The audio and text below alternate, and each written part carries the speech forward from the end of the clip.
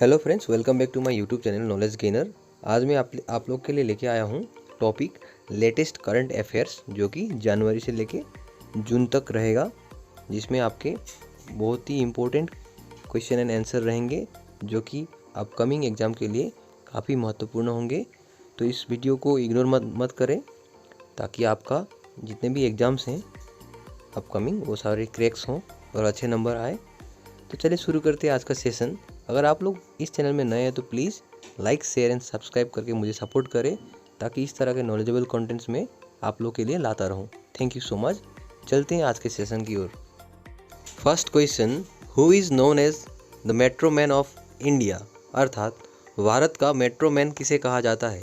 आपके ऑप्शंस हैं A Prakash Padukone, B E Sreedharan, C Jayaprakash Nanda या डी प्रताप कुमार। इसका करेक्ट आंसर होगा ऑप्शन बी ई श्रीधरन। चलिए देखते हैं question number 2। Who is recently appointed as the president of Nigeria, अर्थात हाल ही में नाइजीरिया के राष्ट्रपति के रूप में किसे नियुक्त किया गया। आपके ऑप्शंस हैं ए कासिम शेटिमा, बी बोला एम टिनुबू, ऑप्शन सी मोहम्मदू बुहारी या डी जॉर्ज एक्यूम। इसका करेक्ट आंसर होगा ऑप्शन बी बोला एम टिनुबू। याद रखिएगा, बोला टिनुबू 1 मार्च 2023 को नाइजीरिया के 5वें राष्ट्रपति बने और वो ऑल प्रोग्रेसिव कांग्रेस पार्टी से बिलोंग करते हैं। याद रखिएगा। बढ़ते हैं क्वेश्चन नंबर 3 की ओर। Where is G20 development ministry meeting 2023 took place, अर्थात G20 विकास मंत्रालय 2023 की बैठक कहाँ हुई है। आपके ऑप्शंस हैं ए पंजाब, बी उत्तर प्रदेश, सी न्यू दिल्ली या डी झारखंड। इसका करेक्ट आंसर होगा ऑप्शन बी उत्तर प्रदेश। देखते हैं G20 मतलब क्या है। G20 बेसिकली एक ग्रुप है 20 कंट्रीज़ का, जहाँ पे 19 कंट्रीज़ हैं और एक यूरोपियन यूनियन है। और इसके लिस्ट मैंने आपको दिया है, देख सकते हैं आप। और इसका काम क्या है, इसका मेन वर्क है, इसके मेजर इश्यूज याद रखिएगा। G20 के कुछ इंपॉर्टेंट वर्क जैसे कि global economy, financial stability, sustainable development and climate change mitigation है। और G20 के वर्तमान के चेयरमैन हैं नरेंद्र मोदी। ये काफ़ी इंपॉर्टेंट पॉइंट्स है, याद रखिएगा। बढ़ते अगले क्वेश्चन की ओर। देखते हैं question number 4। India's number 1 export destination according to commerce ministry is, अर्थात वाणिज्य मंत्रालय के अनुसार भारत का नंबर 1 निर्यात गंतव्य है। ए USA, बी UAE, सी नेदरलैंड्स या डी रसिया। इसका करेक्ट आंसर होगा ऑप्शन ए USA, यानी कि यूनाइटेड स्टेट्स ऑफ अमेरिका। आइए देखते हैं question number 5। Who is recently awarded Govind Swarup life time achievement award 2022, अर्थात हाल ही में गोविंद स्वरूप लाइफ टाइम उपलब्धि पुरस्कार 2022 से किसे सम्मानित किया गया है। आपके ऑप्शंस हैं A Usha Krishnam, B Anjan Maheshwari, C professor Jayant B Narlikar या डी दिवाकर बिस्ला। इसका करेक्ट आंसर होगा option C professor Jayant V Narlikar. और याद रखिएगा, ये जो अवार्ड है, ये अवार्ड रिनोन्ड साइंटिस्ट जो कि एस्ट्रोनॉमी एस्ट्रोफिजिक्स से रिलेटेड होंगे उनको दिया जाता है। और ऑल्सो हमारे भारत के father of Indian radio astronomy यानी कि गोविंद स्वरूप की याद में उनकी श्रद्धांजलि के हेतु ये अवार्ड दिया जाता है। याद रखिएगा। देखते हैं question number 6। Who is recently appointed as DG of BSF, अर्थात हाल ही में BSF के महानिदेशक के रूप में किसे नियुक्त किया गया है। आपके ऑप्शंस हैं ए अनिल अग्रवाल, बी नितिन अग्रवाल, सी सुनील अग्रवाल या डी किसान अग्रवाल। इसका करेक्ट आंसर होगा ऑप्शन बी नितिन अग्रवाल। देखते हैं अगला क्वेश्चन, क्वेश्चन नंबर 7। कवच इज रिलेटेड टू, अर्थात कवच का संबंध किससे है। आपके ऑप्शंस हैं ए bikes, B trains, C cars या डी मोबाइल्स। इसका करेक्ट आंसर होगा ऑप्शन बी ट्रेन्स। आइए देखते हैं कवच क्या है। कवच के बारे में हम लोग को पता चला जब हम लोग का इंडिया में उड़ीसा में जब ट्रेन एक्सीडेंट हुआ था बालासुर में, जो कि 2 जून को हुआ था, जिसके कारण 289 पैसेंजर्स की जान गई और 1000 से भी ज़्यादा लोग इंजर्ड हुए। और ये किस कारण हुआ था? क्योंकि फॉल्टी सिग्नल कनेक्शन के कारण हुआ था, जो कि रिपेयर के दौरान हुआ था। तो इस टाइम में जब ये एक्सीडेंट हुआ तब हम लोग का जितने भी मतलब कि लोग हैं, तब लोग बोल रहे थे कि इस ट्रेन में कवच क्यों नहीं लगाया गया। तो कवच क्या है? बेसिकली एक RFID है, जो कि इसका फुल फॉर्म है रेडियो फ्रीक्वेंसी आइडेंटिफिकेशन, जो कि लोकोमोशन में लगाया जाता है ट्रेन के, जिसके कारण ऑटोमेटिक जो ब्रेक है वो लग जाते हैं। अगर कोई भी कोलिजन होने वाला है तो ट्रेन कोलिजन होने टाइम में ये ब्रेक अपने आप लग जाते हैं। तो अनफॉर्चुनेटली उस ट्रेन में ये सिस्टम नहीं था, जिसके कारण यह हादसा हो गया। Question number 8, world's largest crude steel producer country, अर्थात विश्व का सबसे बड़ा कच्चा इस्पात उत्पादक देश कौन सा है? आपके ऑप्शंस हैं A China, B India, C Japan या डी अमेरिका। इसका करेक्ट आंसर होगा ऑप्शन ए चाइना। और याद रखिएगा, इस्पात उत्पादक देश में भारत दूसरे नंबर पर आता है और जापान तीसरे नंबर पर। देखते हैं question number 9, who is recently appointed as women secretary general of world meteorological organisation, अर्थात हाल ही में विश्व मौसम विज्ञान संगठन का महिला महासचिव के रूप में किसे नियुक्त किया गया है? आपके ऑप्शंस हैं ए सेलेस्टी सौलो, B Godwin, C David Arthur's या डी नाइल नेल्सन।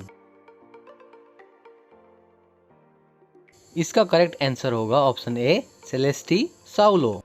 और याद रखिएगा, सेलेस्टी साउलो अर्जेंटीना से बिलोंग करती हैं और वो पहली महिला सेक्रेटरी जनरल हैं WMO की, याद रखिएगा। Next question number 10, where was the eastern Krishi Kumbh 2023 inaugurated, अर्थात पूर्वी कृषि कुंभ 2023 का उद्घाटन कहाँ किया गया है?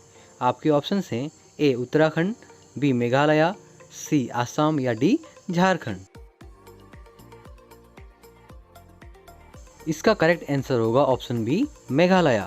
आप लोग प्लीज़ ये नोट्स को लिख लीजिएगा स्क्रीनशॉट लेके, या तो वीडियो को पॉज करके। चलिए आगे बढ़ते हैं क्वेश्चन नंबर 11 की ओर। आइए देखते हैं क्वेश्चन नंबर 11, रिसेंटली अहमदनगर इन महाराष्ट्र रिनेम्ड एज, अर्थात हाल ही में महाराष्ट्र के अहमदनगर का नाम बदलकर क्या रखा गया है?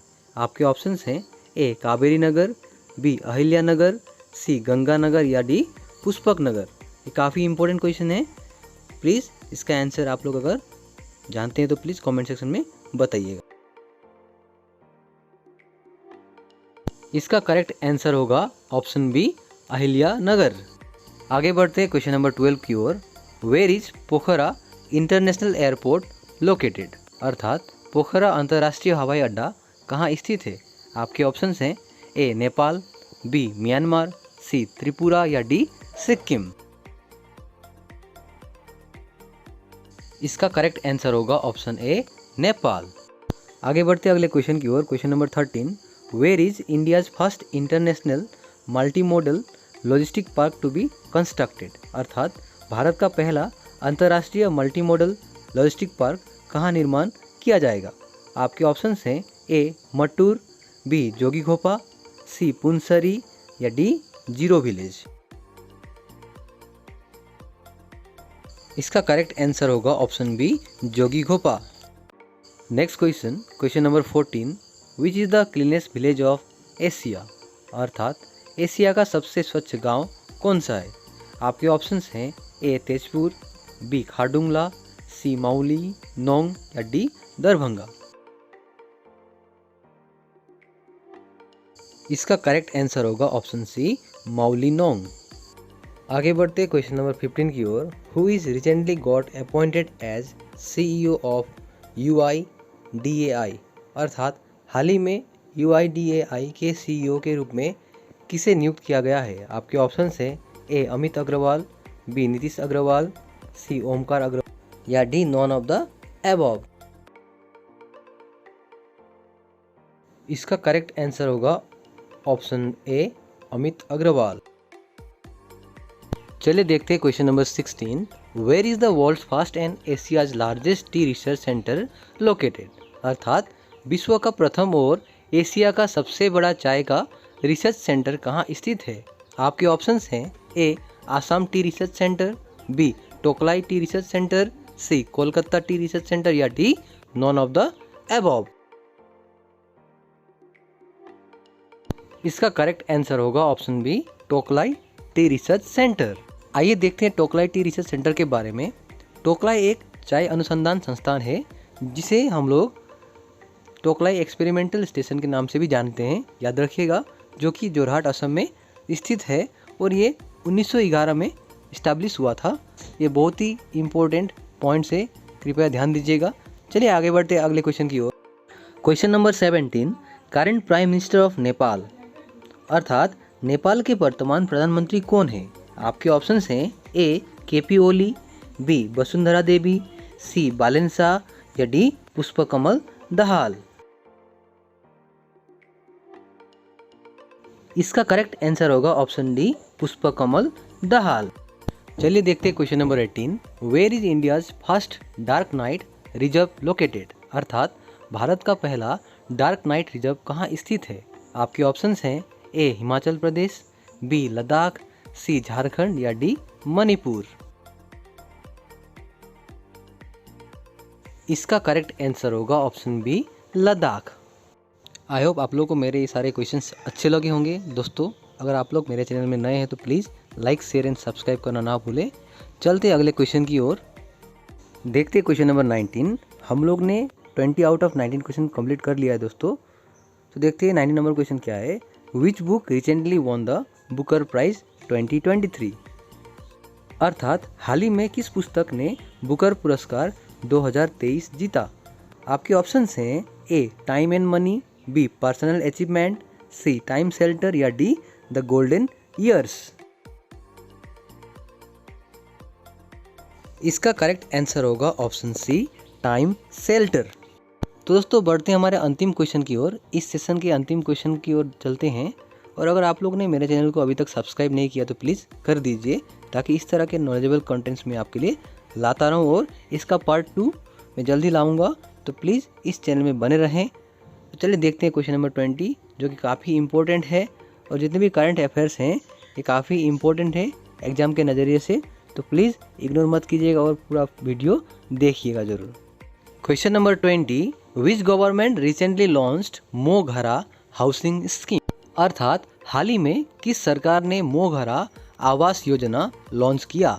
आपके ऑप्शंस हैं ए बिहार, बी ओडिशा, सी वेस्ट बंगाल या डी आसाम। यानी कि मो घरा जो स्कीम है ये हाउसिंग स्कीम है, याद रखिएगा। तो इसका आंसर आप लोग बताइए, देखते हैं आप लोग का आंसर सही होता है कि नहीं। इसका करेक्ट आंसर होगा ऑप्शन बी ओडिशा। सभी को थैंक यू सो मच इतना सपोर्ट और प्यार बनाने के लिए। कृपया ये प्यार और सपोर्ट इस तरह से बनाए रखें। और इसका पार्ट 2 जो जल्दी आ रहा है, प्लीज़ ये पार्ट 1 को आप लोग स्क्रीनशॉट लेकर या तो नोट्स बनाकर पढ़ें, ताकि एग्जाम में अच्छे नंबर आए।